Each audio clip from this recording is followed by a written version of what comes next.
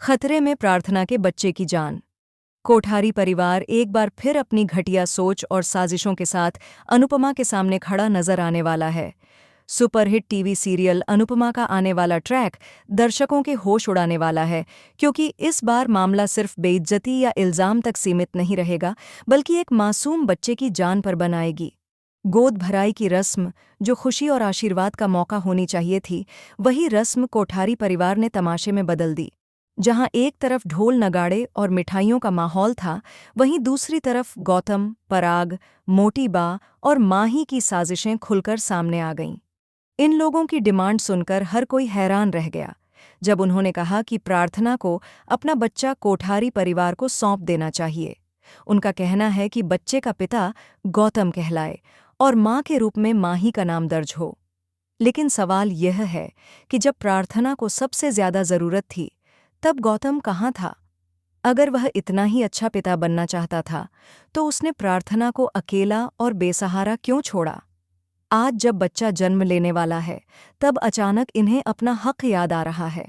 असलियत यह है कि यह बच्चा पूरी तरह प्रार्थना का है और उस पर पहला हक भी उसी का है। यहीं पर एंट्री होती है अनुपमा की, जो हमेशा की तरह सच्चाई और इंसाफ के साथ खड़ी नजर आती है। अनुपमा के सामने कोठारी परिवार की एक भी चाल नहीं चल पाती। अनुपमा साफ शब्दों में फैसला सुना देती है कि प्रार्थना अब शाह हाउस में रहेगी और उसका बच्चा भी वहीं सुरक्षित रहेगा। यह सुनते ही कोठारी परिवार का घमंड चकनाचूर हो जाता है। प्रार्थना भी इस बार कमजोर नहीं पड़ती। वह अपने पति अंश और अपने बच्चे के लिए खुलकर आवाज उठाती है और ऐलान कर देती है कि उसके बच्चे के नाम के साथ न तो गौतम गांधी का नाम जुड़ेगा और न ही माही का। यह सुनकर माही का चेहरा उतर जाता है और गौतम का गुस्सा 7वें आसमान पर पहुंच जाता है। फाइनली अनुपमा, प्रार्थना और अंश को लेकर शाह हाउस लौट आती है। लेकिन कहानी यहीं खत्म नहीं होती। आने वाले एपिसोड में गौतम एक बेहद खतरनाक डायलॉग बोलने वाला है। जब सीधी उंगली से घी नहीं निकला, तो अब उंगली टेढ़ी करनी पड़ेगी। वह ठान लेता है कि अगर प्यार से बच्चा नहीं मिला, तो वह जबरदस्ती छीन कर ही रहेगा। यहीं से कहानी एक डार्क मोड़ ले लेती है। सूत्रों के मुताबिक गौतम इतना गिर चुका है कि वह प्रार्थना को जबरन नुकसान पहुंचाने की साजिश रचता है, जिससे उसका मिसकैरेज तक हो सकता है। प्रार्थना की तबीयत अचानक बिगड़ जाती है और शाह हाउस में हड़कंप मच जाता है।